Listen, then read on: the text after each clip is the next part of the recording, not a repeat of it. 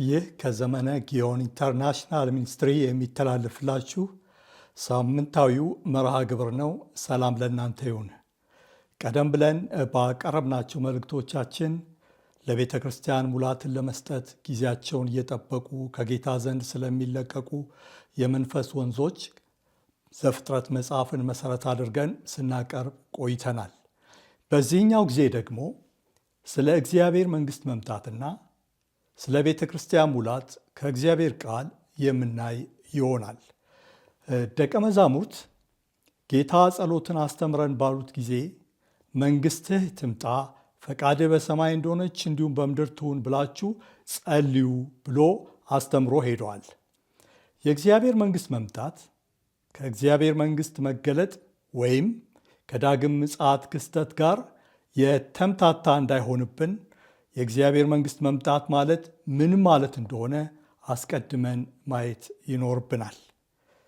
የእግዚአብሔር መንግሥት መምጣት ማለት የእግዚአብሔር ሕይወት፣ ኃይል፣ ስልጣን፣ ክብር፣ ባለጠግነት፣ ስርዓት ወደ ምድር ወይም ወደ ሰው ልጆች መምጣት ማለት ነው። ይህ የሚሆነው ደግሞ በሰማይ ያለው መንግሥተ እግዚአብሔር በምድርም እንዲሆን ነው። ጌታ ለጻፎችና ለፈሪሳውያን እኔ አጋንንትን የማወጣው በእግዚአብሔር ጣት እስከሆነ ድረስ የእግዚአብሔር መንግሥት ወደ እናንተ እንደመጣች እወቁ ብሏቸዋል። በሉቃስ 11 ቁጥር 20 ላይ ጌታ ኢየሱስ ስለዚህ ሲናገር የሚናገረው ስለ መንፈስ ቅዱስ ነበር። የእግዚአብሔር ጣት የተባለው መንፈስ ቅዱስ ስለሆነ፣ ስለዚህ የመንፈስ ቅዱስ ሀልዎት ማለት የእግዚአብሔር መንግሥት መምጣት ማለት ነው። በዚህ ክፍለ ጊዜ በስፋት የምናየው ስለ እግዚአብሔር መንግሥት መምጣት ነው። የእግዚአብሔር መንግሥት መምጣት ከእግዚአብሔር መንግሥት መገለጥ በብዙ እጅግ በብዙ የሚለይ ነው። ይሄኛው ሌላ ክስተት፣ ያኛው ደግሞ ሌላ ክስተት ነው። የእግዚአብሔር መንግሥት መምጣት እንደ እግዚአብሔር መንግሥት መገለጥ የአንድ ጊዜ ክስተት የሆነ ሁነት አይደለም። የእግዚአብሔር መንግሥት መምጣት ዳይሜንሽናል ያለው ደግሞ በወቅቶች የተከፋፈለ መንግሥተ እግዚአብሔር ሙላትን እስኪያገኝ ድረስ የሚከሰት መለኮታዊ አሰራር ነው። የእግዚአብሔር መንግሥት መገለጥ ማለት ደግሞ ያ ሙላትን ያገኘው መንግሥተ እግዚአብሔር ሲገለጥ ማለት ነው። ያም በዳግማዊ ምጽአት የሚሆነው ማለት ነው። የእግዚአብሔር መንግሥት መምጣት እንደ እግዚአብሔር መንግሥት መገለጥ የአንድ ጊዜ ክስተት ወይም የአንድ ጊዜ ሁነት አይደለም። ዳግማዊ ምጽአት የአንድ ጊዜ ክስተት ነው፣ የአንድ ጊዜ ሁነት ነው። የእግዚአብሔር መንግሥት መምጣት ግን እንደዛ አይደለም። በምድር ያለው መንግሥተ እግዚአብሔር ሙላትን እስኪያገኝ ድረስ በመንፈስ ወንዞች መለቀቅ በኩል ወቅቶችና ጊዜዎችን እየጠበቀ የሚመጣ ነው። ይህም የባለ 50 ጊዜ ጀምሮ ያለው የመንፈስ ወንዝ መለቀቅ የእግዚአብሔር መንግሥት መምጣትን የሚያሳይ ክስተት ነው። ጌታ ኢየሱስ ክርስቶስ እንግዲህ ጸልዩ ብሎ ያለው ስለ እግዚአብሔር መንግሥት መገለጥ ሳይሆን ስለዚህኛው የእግዚአብሔር መንግሥት መምጣት ማለት ነው። ይሄ የእግዚአብሔር መንግሥት መምጣት ማለት በመንፈስ ቅዱስ ማለትም በመንፈስ ወንዞች መለቀቅ በምድር ላይ ክሱትነት ሲያገኝ ይዞ የሚመጣው የእግዚአብሔርን ሕይወት፣ የእግዚአብሔርን ስልጣን፣ ክብር፣ ኃይል፣ ባለጠግነት እንዲሁም ስርዓት ጭምር ስለሆነ ይህኛው የሚመጣው የእግዚአብሔር መንግስት መገለጥ በፊት ነው።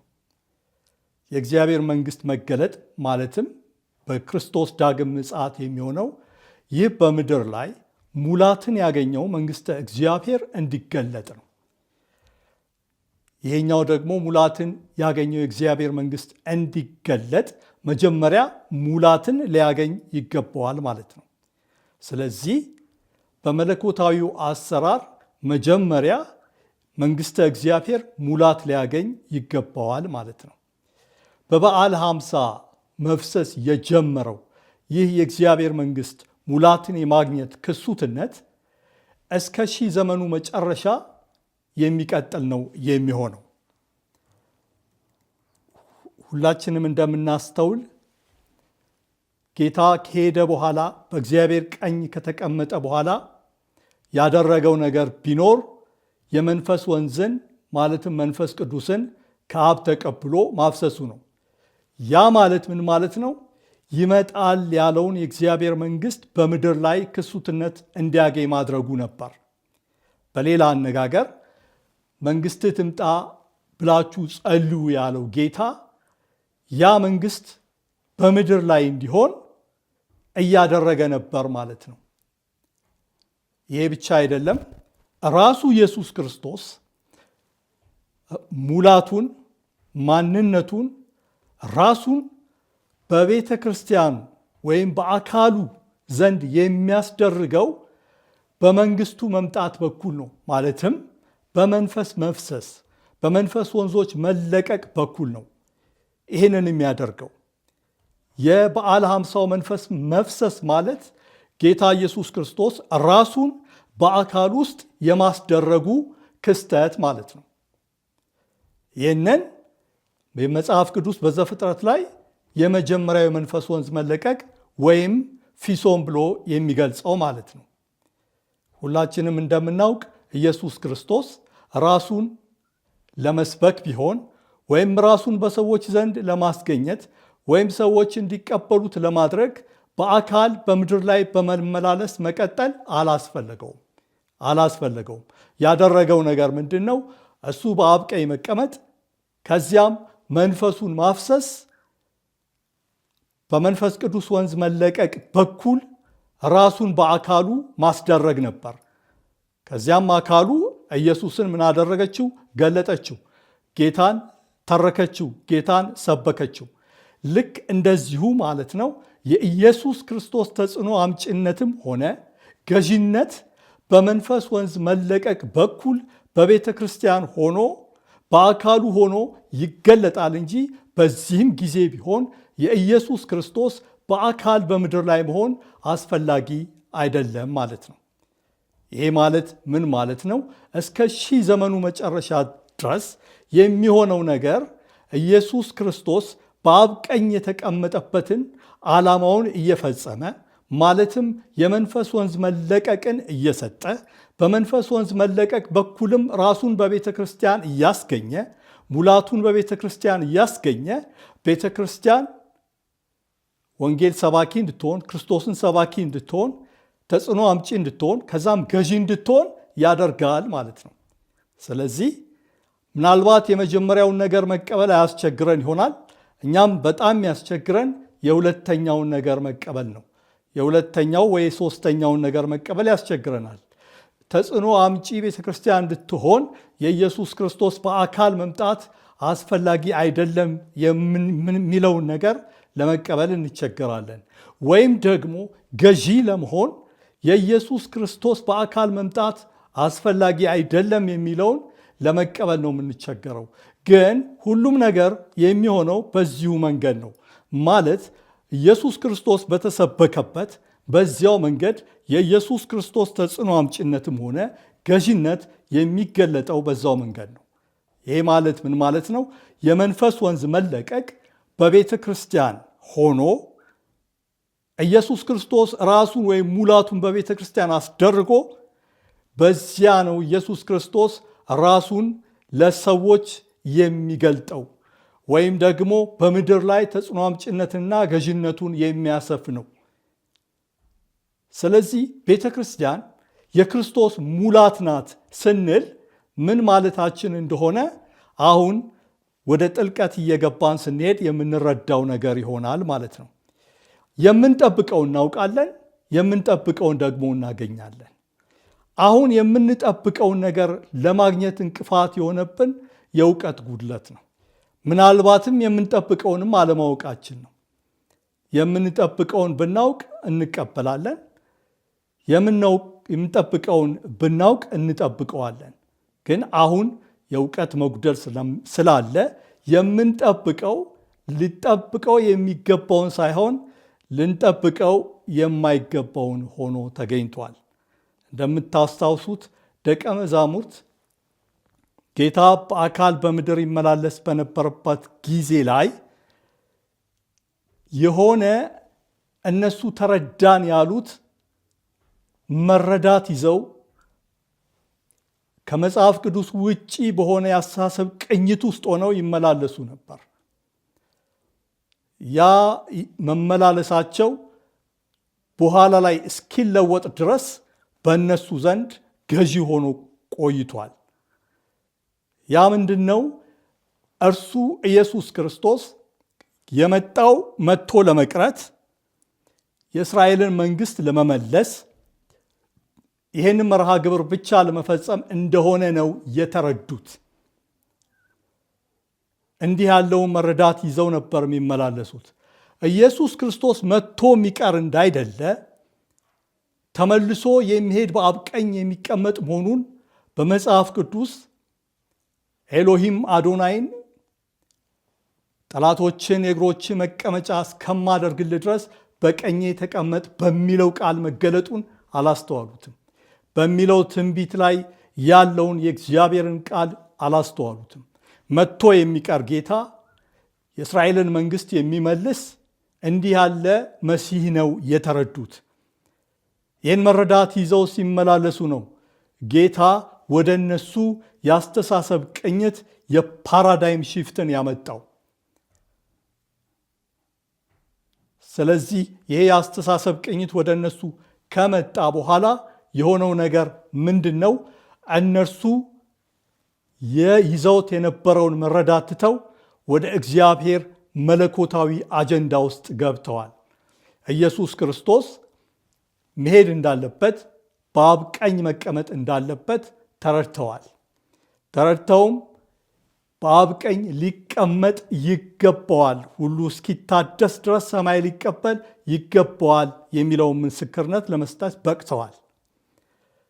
ይህም ብቻ አይደለም፣ እዛም ቦታ ብቻ አይደለም ያቆሙት። እነሱ ከፍ ከፍ ብሎና በአብ ቀኝ ተቀምጦ መንፈስ ቅዱስን ከአብ ተቀብሎ አፈሰሰዋሉ። አሁን የእግዚአብሔር አጀንዳ ገባቸው ማለት ነው። ስለዚህ ኢየሱስ ክርስቶስ እንዲህ ያለ መረዳት ለነሱ ስለሰጠ የአስተሳሰብ ቅኝት መለወጥ በእነሱ ዘንድ ሆኗል። አሁን እኛ ዘንድ ደግሞ እንዲህ ያለው የአስተሳሰብ ቅኝት ሊመጣ እንደሚያስፈልግ ብዙ ጊዜ እንዲህ አይነቱን የአስተሳሰብ ቅኝት የሚለውጥ ነገር እንዲመጣ በእግዚአብሔር ቃል ወደ እናንተ መልእክቶች ሲመጡ ቆይተዋል።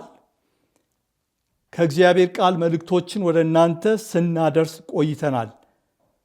ለምን ቢባል ኢየሱስ ክርስቶስ አሁን በአብ ቀኝ የተቀመጠበት ምክንያት ምን እንደሆነ በትክክል እየተረዳን ስላልሆነ ነው። ያን ጊዜ በደቀ መዛሙርት የነበረው ያ የአስተሳሰብ ቅኝት ችግር አሁንም በእኛ ዘንድ ባለችው ቤተ ክርስቲያን ዘንድ አለ ማለት ነው። ቤተ ክርስቲያን የሚያስፈልጋት ታድሶ ብቻ እንደሆነ እንቆጥራለን። ያም ብቻ አይደለም። ቤተ ክርስቲያን የሚያስፈልጋት መመስረት ብቻ እንደሆነ አድርገን እንረዳለን። ቤተ ክርስቲያን ሙላት እንዳላት፣ ሙላት እንደሚያስፈልጋት፣ ይህም ሙላት ደግሞ በመንፈስ ወንዝ መለቀቅ እንደሚመጣ፣ ይህንንም ለመስጠት ኢየሱስ ክርስቶስ በአብ ቀኝ እንደተቀመጠ የምንረዳ አልሆንም። ደግመን ወደ እናንተ እንዳመጣ ነው ቤተ ክርስቲያን ከኃይል ወደ ኃይል መሄድ እንዳለባት በመጽሐፍ ቅዱስ ተጽፏል። ተሐድሶ ብቻ አይደለም ለቤተ ክርስቲያን የተጠበቀላት። ሁል ጊዜ ተሐድሶ ነው የሚሰበከው፣ ሁል ጊዜ ሪቫይቫል ነው የሚሰበከው። መጽሐፍ ቅዱስ ግን ከኃይል ወደ ኃይል መሄድም እንዳለ፣ ሙላት የሚባል ነገርም እንዳለ ይናገራል። ሙላት የቤተ ክርስቲያን እድል ፈንታ ነች። ምክንያቱም ቤተ ክርስቲያን የክርስቶስ ሙላት ናት። ሙላት ስንል ደግሞ ተቋማዊ ሙላት ማለታችን ነው። ይህቺ ሙላትን ያገኘች ቤተ ክርስቲያን ነች በስተመጨረሻ ልትገለጥ የምትችለው። መቼ? በዳግም ምጽአት ጊዜ። ይሄንን ነው መንፈስ ቅዱስ ደጋግሞ ወደ ቤተ ክርስቲያን የሚያመጣው መልእክት። መንፈስ ለአብያተ ክርስቲያናት የሚለውን ይስማ የሚለውም ክፍሎች ላይ እነዚህ ነገሮች አሉ። አሁን እንግዲህ ወደ ሙላት የመዘርጋት ጊዜ ነው። እኛ ስለ መንፈስ ወንዞች መለቀቅ ስንናገር የምንናገረው ስለ ሙላት ነው። ይሄ ለቤተ ክርስቲያን የተጠበቀ ነው። የመጀመሪያው የበዓለ ሃምሳ መፍሰስ የመንፈስ ወንዝ መለቀቅ ነው። የመንፈስ ወንዝ መለቀቅ ደግሞ ዳይሜንሽናል ነው። ዳይሜንሽናል ነው ስንል ይዘቱ እየጨመረ የሚሄድ ደግሞም ወቅቱን ጠብቆ የሚለቀቅ ማለታችን ነው። በዘፍጥረት መጽሐፍ ላይ ይህ በትክክል ግልጽ ተብሎ ተጽፏል። ስለ አራቱ ወንዞች በተነገረበት በምዕራፍ 2 ከቁጥር 10 እስከ 13 ባለው ክፍል በደንብ ነው የተገለጠው። ይኸው ክፍል ደግሞ በሕዝቅኤል ምዕራፍ 47 ከቁጥር 1 ጀምሮ ተዘርዝሯል። ከመድረክ የሚወጣው ወንዝ ተብሎ ከመድረክ የሚወጣ ወንዝ ተብሎ በየምዕራፉ ይዘቱን የሚጨምር ሙላቱን የሚጨምር የመንፈስ ወንዝ ተደርጎ በሕዝቅኤል ላይ በደንብ ተገልጿል። እዛ ጋም ያለው 4 ይዘት 4 ምዕራፍ ያለው ወንዝ ነው። ዘፍጥረት ላይም ያለው የሚናገረው ስለ 4 የመንፈስ ወንዞች ነው። በዘፍጥረት ላይ የሚናገረው ፊሶን ስለሚባል ይዘቱ እንደ ምንጭነት ስለሆነው የመንፈስ ወንዝ መለቀቅ ነው። ቀጥሎ ደግሞ ስለ ጊዮን የመንፈስ ወንዝ መለቀቅ ይናገራል። ጊዮን ማለት የዕብራይስጥ ቃል ሲሆን ትርጓሜውም የሚንዶሎዶል ወንዝ ማለት ነው።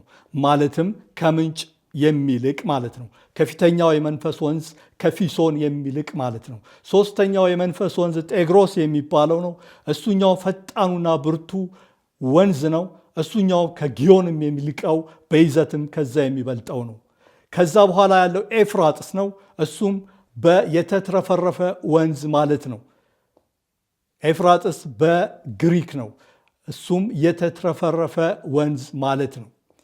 ይሄንን ይዘን ወደ ሕዝቅኤል ደግሞ ስንሄድ በመጀመሪያ 1000 ምዕራፍ ተለክቶ የተለቀቀው እስከ ቁርጭምጭሚት የሚደርስ የመንፈስ ወንዝ ነው። ቀጥሎ ባለው 1000 ምዕራፍ 1000 ዘንግ ተለክቶ የፈሰሰው እስከ ጉልበት የሚደርስ ነው። ከዛ በኋላ ደግሞ ሌላ 1000 ክንድ ወይም 1000 ምዕራፍ ተለክቶ የተለቀቀው እስከ ወገብ የሚደርስ ነው። ከዛ በኋላ ያለው ደግሞ ከ1000 ምዕራፍ በኋላ ወይም ከ1000 ዘንግ በኋላ ተለክቶ የተለቀቀው የመንፈስ ወንዝ ሙላት ያለው ማንም ሊሻገረው የማይችል ተብሎ የተጻፈለት ነው።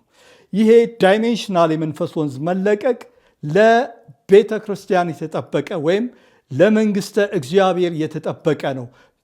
ለቤተ ክርስቲያን ምን ሊሰጣት? ሙላትን ወይም መንግስተ እግዚአብሔርን በምድር ላይ ሙላት ያለው ለማድረግ የተሰጠ ነው።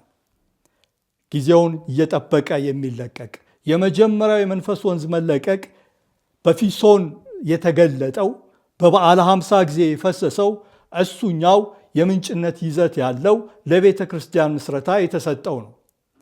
የመንፈስ ወንዞች መለቀቅ ዓላማና ግብ ያለው እንጂ ዳይሜንሽናል ብቻ የሆነ አይደለም። ዳይሜንሽናል ስንል የይዘት መጠን ያለው ማለት ነው። የይዘት መጠን እንዳለው የይዘቱ መጠንም እየጨመረ እንደሚሄድ መጠን ሁሉ እንደዚያው ዓላማና ግቡም በዚያው ልክ እጅግ የበለጠ ነው። የመጀመሪያው የመንፈስ ወንዝ መለቀቅ ማለትም የበዓለ ሐምሳው መፍሰስ በኢየሩሳሌም መፍሰስ የጀመረው ያ መንፈስ በዘፍጥረት ላይ ፊሶን የተባለው እሱኛው ለቤተ ክርስቲያን ምስረታ የተሰጠ ሲሆን ሁለተኛው የመንፈስ ወንዝ መለቀቅ አሁን እኛ የምናገለግለው የጊዮን የመንፈስ ወንዝ መለቀቅ ቤተ ክርስቲያን ከኃይል ወደ ኃይል የምትሄድበት ተጽዕኖ አምጪነትን በምድር ላይ የምታንሰራፋበት የብዙ ምርኮ ወራሽ የምትሆንበት የመንፈስ ወንዝ መለቀቅ ነው። ከዛ በኋላ የሚለቀቀው ሶስተኛው የመንፈስ ወንዝ መለቀቅ በሕዝቅኤል ላይ የተገለጠው እስከ ወገብ ደረሰ የተባለው በዘፍጥረት ላይ ደግሞ በጤግሮስ ተብሎ በአሦር ምድር የሚሄድ ተብሎ የተገለጠው እሱኛው የመንፈስ ወንዝ መለቀቅ 666 ድል የሚነሳበት ቤተ ክርስቲያን 666ን ድል አድርጋ ወደ 1000 ዘመኑ የምትገባበት የመንፈስ ወንዝ መለቀቅ ነው። አራተኛው የኤፍራጥስ ወንዝ ወይም ሙላት ያለው የመንፈስ ወንዝ በሕዝቅኤል 4ኛ ጊዜ ተለክቶ የፈሰሰው በዘፍጥረት ደግሞ ኤፍራጥስ ተብሎ የተነገረለት 4ኛ ወንዝ የተባለው እሱ ቤተ ክርስቲያን ወደ 1000 ዘመኑ ወደ ገዥነት የሚያስገባት የመንፈስ ወንዝ መለቀቅ ነው። ይሄንን የመንፈስ ወንዝ ለመልቀቅ ነው ኢየሱስ ክርስቶስ በአብ ቀኝ የተቀመጠው። ስለዚህ ኢየሱስ ክርስቶስ ገዢ ለመሆን ቢሆን 666ን ድል ለመንሳት ቢሆን ወይም ደግሞ ሰዎች ኢየሱስ ክርስቶስን እንደ ግል አዳኛቸው እንዲቀበሉት ለማድረግ ቢሆን በአካል በዚህ ምድር ላይ መሆን አያስፈልገውም። የሚሆነው ነገር ምንድን ነው? መለኮታዊው አሰራር እነዚህን የመንፈስ ወንዞች ጊዜያቸውን እየጠበቀ መልቀቅ፣ ጌታ ኢየሱስ ራሱን ሙላቱን በመንፈስ ወንዝ መለቀቅ በኩል አድርጎ በአካሉ ዘንድ ማስደረግ ነው። ሙላትን ያገኘችው ቤተ ክርስቲያን ክርስቶስን በውበቱ ትገልጸዋለች። ሙላትን ያገኘችው ቤተ ክርስቲያን ማንዴቷን ታውቃለች። ሙላትን ያገኘችው ቤተ ክርስቲያን ሰይጣንን 1000 ዓመት የማሰር ማንዴት እንዳላት ታውቃለች። ሙላትን ያገኘች ቤተ ክርስቲያን አሕዛብን የመጠቅለል እድል ለሷ እንደተሰጣት ታውቃለች። ስለዚህ መጠበቅ ያለብን ኢየሱስ ክርስቶስ በሰማይ በአብ ቀኝ እንደተቀመጠ ሊቆይ ይገባዋል ተብሎ እንደተጻፈ የሚቆየው ቤተ ክርስቲያን ሙላትን እስክታገኝ ተልኳና ማንዴቷን እስክትፈጽም ወይም በሌላ አነጋገር ከመሰረትነት እስከ መደምደሚያ እስከ ጉልላት ያለው ስራ ተሰርቶ እስከሚያልቅ ድረስ ነው። የእግዚአብሔር ሐሳብ ወይም መለኮታዊው መርሃ ግብር በመጽሐፍ ቅዱስ ተዘርግቶ ተቀምጦልናል። ስለዚህ የስሜት ጉዳይ አይደለም። ይህ የስሜት ነገር እነዛን ደቀ መዛሙርት እስራኤላውያንን ሁሉ የእግዚአብሔርን ቃል እንዳያስተውሉ የራሳቸው ምኞት ብቻ እንዲያስተናግዱ አድርጓቸዋል። ከመሲሁ ጋር ሊጣጣሙ ያልቻሉት በዚህ ምክንያት ነው። ጌታም ብሏቸዋል፣ ትንቢትን አታስተውሉም፣ መጽሐፍትን አታውቁም ብሏቸዋል። ምኞታቸውን ነበር የሚከተሉት፣ ስሜታቸውን ብቻ ነበር የሚከተሉት። መጽሐፍ የሚለውን ቢያውቁ ኖሮ እንደዚያ ከጌታ ጋር ጥል ውስጥ አይገቡም ነበር። ደቀ መዛሙርቱንም ጌታ በብዙ ትዕግስት ነው ወደ ራሱ ሐሳብ ወደ ራሱ አጀንዳ የመለሳቸው። እኛም አሁን በዚህኛው ዘመን ያለነው የእግዚአብሔር መንግስት ልጆች የእግዚአብሔር ሐሳብ ገብቶን መርሃ ግብሩ ገብቶን ትንቢታዊው ነገር ገብቶን በዛ ልክ ልንንቀሳቀስ እምነታችን በዛ ልክ ሊሆን እንቅስቃሴያችን በዛ ልክ ሊሆን፣ አጠባበቃችን በዛ ልክ ሊሆን የተገባ ነው ማለት ነው። እንግዲህ ይህንን መልእክት ስናቀርብ ትረዱታላችሁ ብለን የምናስበው አሁን ካለንበት የአስተሳሰብ ቅኝት ውስጥ ወጥተን ከኃይል ወደ ኃይል መዘርጋት የምንችልበትን በጌታ የተጠበቀልንን ሙላትን የማግኘት እርሱን በእምነት የመጠባበቅ ነገር ውስጥ እንገባለን ብለን ነው ይህን መልእክት የምናቀርበው። ቤተ ክርስቲያን ሙላትን አግኝታ ማንዴቷና ተልኳ ተፈጽሞ እስኪገኝ ድረስ እንዲህ መሆን እንዳለበት ትንቢቶች ይናገራሉ። የእግዚአብሔር ቃል ይህንን ይመሰክራል። በሚቀጥሉት ክፍለ ጊዜያቶች በእግዚአብሔር ቃል ያሉ ትንቢቶችን ሁሉንም በተቻለ መጠን በዚህ ጉዳይ ላይ የተጻፉትን እያቀረብን መረዳታችሁ ሙሉ እንዲሆን እናገለግላለን። መረዳታችን ሙሉ ሲሆን ነው ከዛ በኋላ ከእግዚአብሔር ሐሳብና ፕሮግራም አጀንዳ ጋር የምንስማማው። ስንስማማ ደግሞ የሚሆነው ነገር በጣም አስደናቂ ነው። ነገር ግን ስሜታችንን ብቻ እየተከተል ምኞታችንን ብቻ እየተከተል ትንቢቶችን መልእክቶችንም ሁሉ ኢግኖር እያደረግን እየዘጋናቸው ብንመላለስ ጌታንም እናሳዝናለን፣ የትም የማንደርስ ነው የሚሆነው። እንደውም በዚህ ነገር ደስ የሚለው የተጣለው መልአክ ሰይጣን ነው። ቤተ ክርስቲያን ሙላትን አግኝታ እርሱን ድል እንደምትነሳው ማንዴቷን አውቃ 1000 ዓመት እንደምታስረው እንዲህ ያለውን ነገር ቤተ ክርስቲያን እንዳትረዳ የማድረግ ሐሳብ ኖሮት ሲንቀሳቀስ እኛ ደግሞ ለዚህ እንቅስቃሴው ምቹ ከሆነን የሚጠቀመው ሰይጣን ነው። ግን የእግዚአብሔርን ምክር ብንከተል ትንቢቶችን ድምፅ ብናውቅና ብንሰማ ወደ ተጠበቀልን ነገር በሙላት የመግባት እድል እናገኛለን። እንደነገርናችሁ እነዚህን ክፍሎች ጭብጦቹን ብቻ ነው እያቀረብን ያለነው። ወደ በኋላ ላይ ግን ከመጽሐፍ ቅዱስ ክፍሎች በዚህ ጉዳይ ላይ የሚናገሩ ትንቢቶችን ይዘን እንቀርባለን። እስከዚያው ድረስ አሁን ያቀረብንላችሁን ጭብጦች እያሰላሰላችሁ እንድትቆዩ በጌታ ፍቅር እንለምናችኋለን። በቀጣዩ መልእክት እስከምንገናኝ ድረስ ጌታ ከእናንተ ጋር ይሁን። ጸጋ ይብዛላችሁ። ሰላም ሁኑ።